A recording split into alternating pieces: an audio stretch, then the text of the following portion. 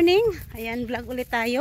Tapos na ako dun sa kabila at sa kabila naman tayo na area dun sa aming dun sa side sa kabila. Bali dalawa kasi to guys, Kaundan at saka Subangan ba ang tawag nun? Hindi ko kapisado.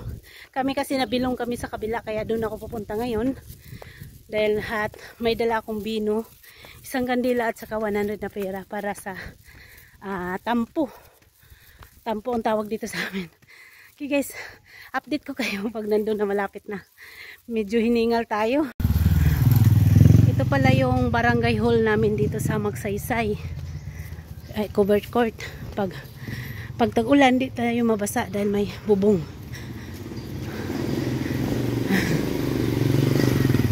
Parang pagaling yata yun ah. Yan ang aming covered court. Magsaysay barangay hall. Nade ka? Bantog kay ni Miss School kagunja. Matos ako dito kay maghatod kog kuan. Maghatod kog tampo. Dito na ko gipikikas kay Undan. Nag-vlog na ko gamay dito.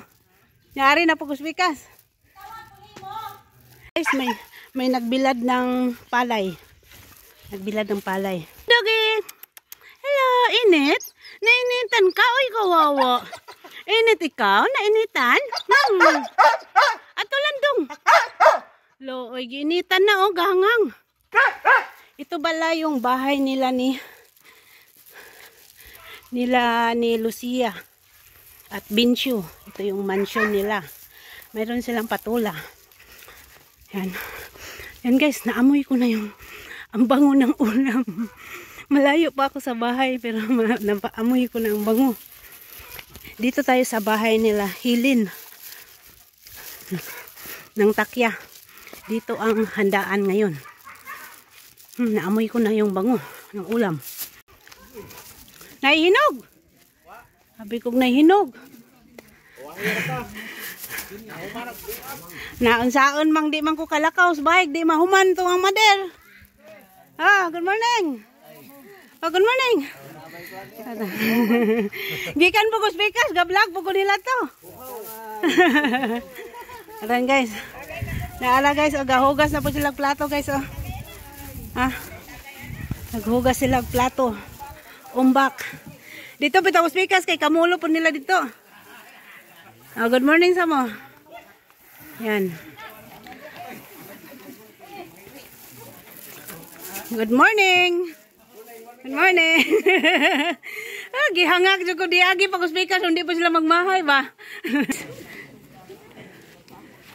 Nagsi na guys.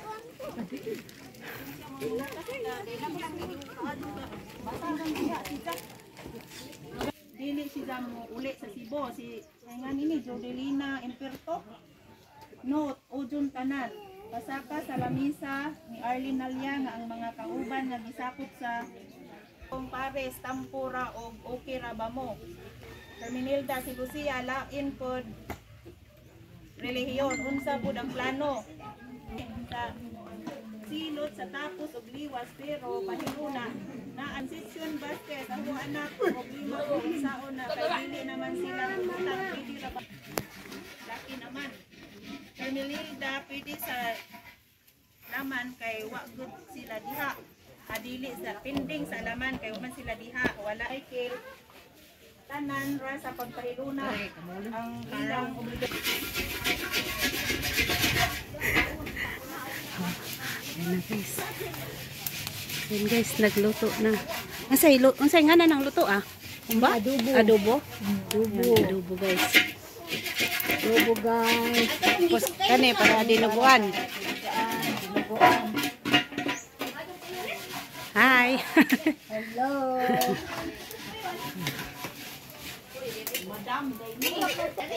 Good morning, good morning. Unsa may nga na humba? Humba.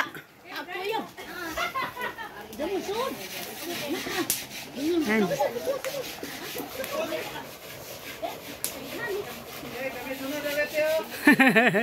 Saman mo na. Laway mo no. Ano na?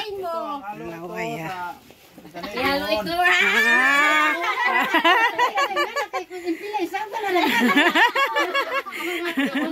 Hoy, humuta ba? Humut. Humut. Gikan siguro ni pikas na humanag likas ka. Hoy, kalami sa ano, humut kayo. Kanunay kita butanag na to. Ayan guys, busy na sila sa pagluluto. Kanya-kanya silang assign. May na-assign sa pansit, may na-assign sa humba, may na-assign sa dinuguan, at may na-assign sa adobo. At itong tinapon nila, yung pinakuluan to na bituka ng baboy, bali tinapon po yung tubig, tapos saka po ipiprito para hindi po malangsa pag ginawa ng dinuguan. Ayan na guys, pagkatapos binuhos yung tubig ng pinakuluan ng bituka, saka naman pinrito. At ito na nga ang sila Hilin, nag-usap na tungkol sa kung magkano ang natirang pera sa ginastos, kasi yung ginastos sa pagkain ngayon, bali doon po kinuha sa pundo, at kung magkano matira, yun na lang po ang, yun na naman ang panimbagong ipon hanggang sunod na taon.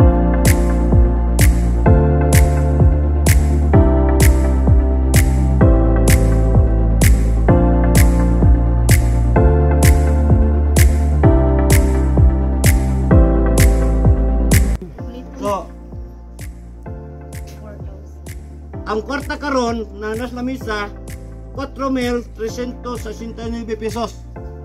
So sigon sa gipasabot sa atong eskribana nga gaplano ta nga mopalit og tatso, baba. Pila ka buok? Isa ka buok? Duha. Isa ka buok.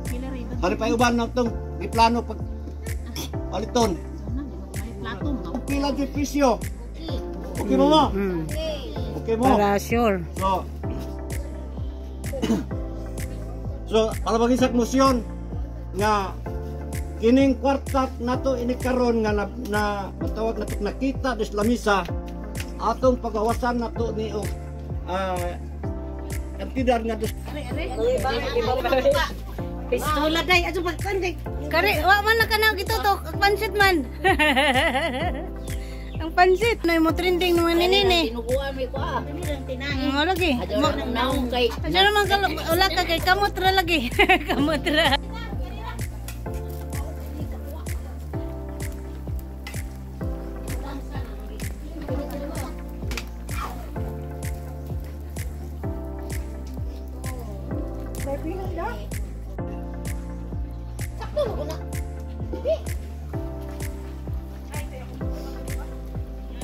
Lilit. Karon galing pun.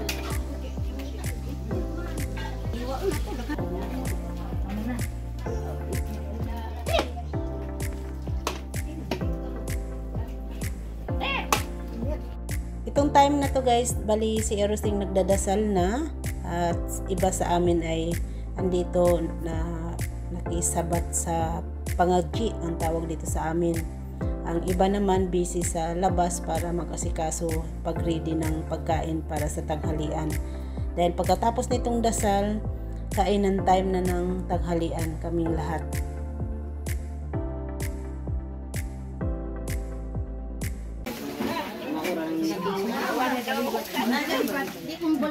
Mana sila gluto, managluto, hugas-hugas time. Yan, hugas-hugas.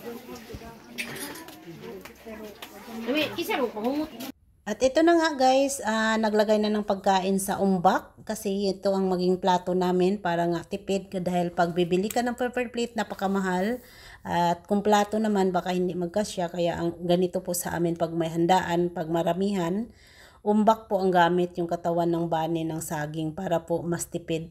Malinis naman to guys dahil galing to sa puno, tapos hinugasan talaga to para sure na malinis. At nagtutulungan na ang mga kasama namin para sa pagkain. Bawat umbak, katamtaman lang ang kanin, may pansit, lahat ng ulam ilalagay. Bali kunti-kunti lang para magkakasya sa lahat. Yung baboy naman, malalaki naman ang slice, kaya hindi po kalugi. At saka yung pansit. Dahil pagkatapos nito magkainan na ng tanghalian, tamang-tama tapos na ang dasal doon sa loob. Ganito po sa amin guys every year. Tuwing November po, first week o second week ng November, bawat bawat dadyong, ang tawag kasi sa amin nito, dadyong yung organization. Bawat dadyong mayroon pong ganitong handaan para po to sa lahat ng kasama sa dadyong. O kahit hindi ka naman kasama sa dadyong, pwede rin kang pumunta dito, makikikain. Wala pong problema kasi ang pagkain naman is marami. Dahil yung pirang nakapundo, yun ang ibibili ng baboy. Tapos bawat pamilya sa dadyong na to na kasama sa organization may magdala ng 2 takal na bigas or dalawang salmo na bigas.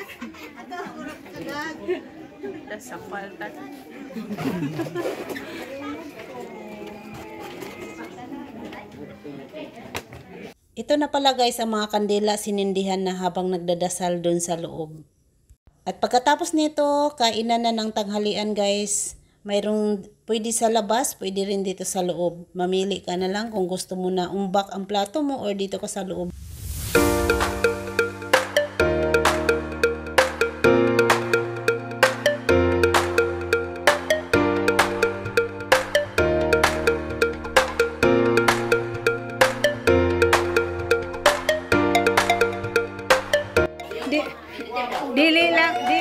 Dili lang kodak video jud video. Atras, abanti.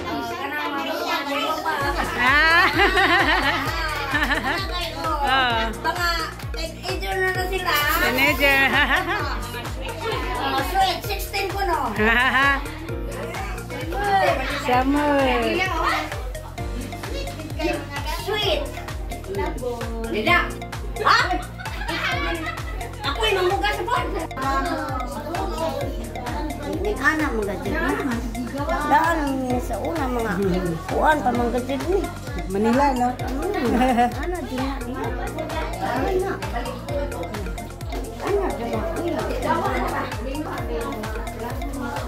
At nag-pray na nga guys para sa tanghalian dahil ready na naman ang pagkain sa labas at dito sa loob ng bahay. Kaya mag-prayer muna bago magkainan ng tanghalian. Ganun po talaga guys, kailangan prayer muna bago kakain para po lalo pong may blessing na darating.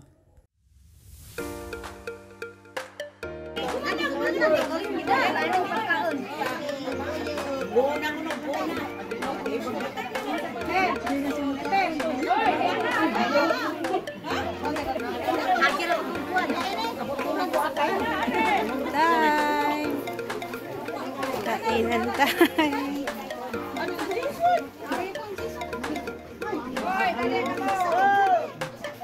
Oh, ibutang ka na Barlon. Roy, are mo. Kainan tayo. Doon anak ko.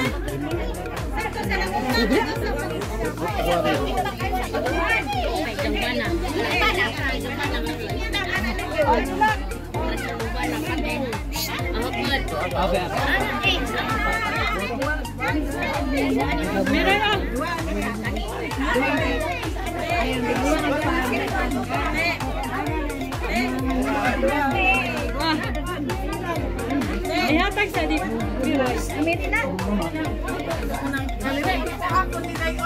Wajak.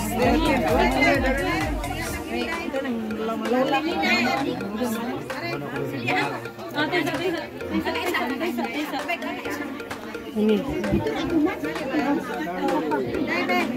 Siapa pa? Isa pa. Ngayon og isa. Ngayon ko isa.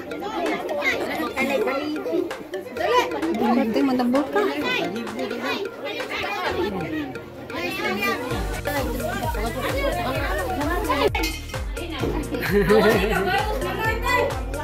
Hi. Smile. Smile.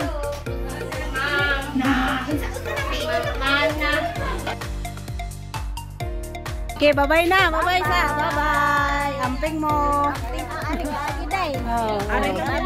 Sige, bye-bye.